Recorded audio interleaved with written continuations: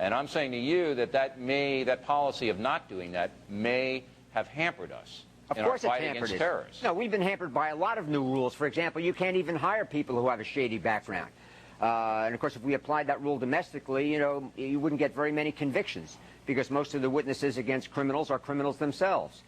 We basically have to face the realities that we're dealing with some very nasty, very desperate, and basically very fearless people.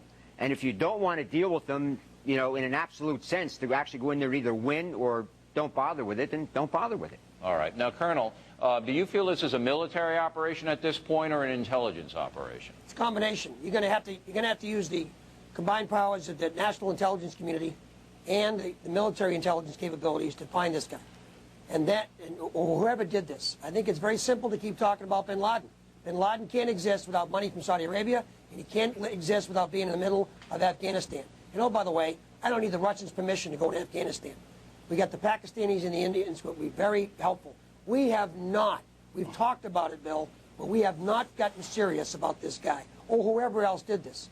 And again, taking care of whoever did this terrible act, this day of infamy, we've got to also take care of the country or countries that have supported it. And war has been declared. Okay. Now what do you want to do? Well, as you pointed out, Osama bin Laden is wanted by the United States right now. Sure. He's wanted for the Cole bombing. He's wanted for the bombings in Africa. There's no reason on earth why we should not be stalking and hunting down this man right now, just for those things. And then if he's implicated in this, then we have him already. We've been hunting him. We've been doing it on the ball and chain around us. With the people, I know the guys that are doing it. I'm telling you that they have not been. You've already heard where the national intelligence community is prohibited from hiring people or dealing with people that have nasty backgrounds. Right, that's what Mr. Dunnigan just said. That kind of stuff has got to stop. I think we got to let the chains fall down and let the Bill, you got to unleash the dogs of war. All right, gentlemen, thanks very much. We appreciate it. Colonel Hunt in Boston, Mr. Dunnigan in New York, and Ambassador Walker in Washington, D.C.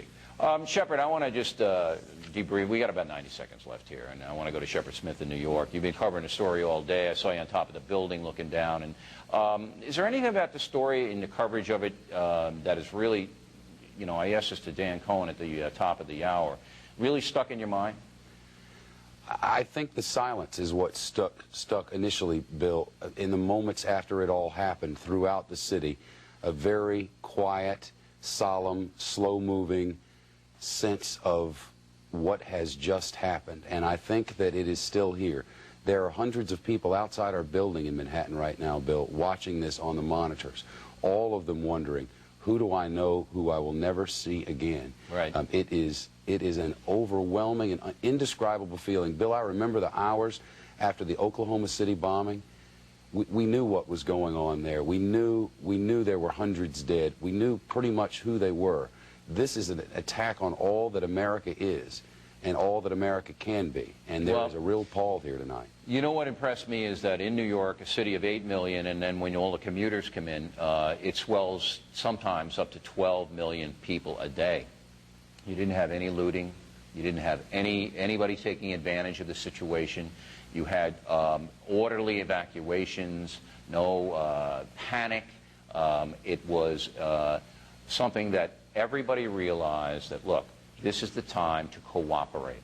This is the time to cooperate. Shepard, I'm going to throw it over to you, and thanks for the fine work you did all day today. And, Bill, thank you very much. Bill O'Reilly on Long Island this night, because he could not make it back to Manhattan.